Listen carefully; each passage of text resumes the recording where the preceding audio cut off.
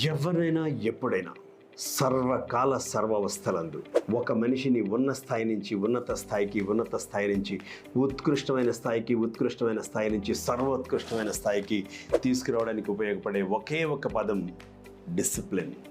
చూడడానికి బుజ్జిముండెంత చిన్న పదమే కానీ ఎన్ని అద్భుతాలు చేస్తుందో. డిసిప్లిన్ అంటే ఎవరో చూస్తున్నారని, టీచర్ ఉన్నారని, మమ్మీ ఉన్నారని, ఫాదర్ ఉన్నారని కాదు.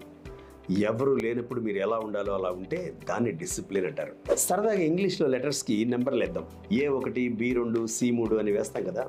సరదాగా నెంబర్లు వేద్దాం. D4, I9, S19, C3, I9, P16, L12, I9, N14, E5. ఈ నెంబర్లన్నీ ఒకదాని కింద ఒకటి వేసి కూడి చూడండి, 100.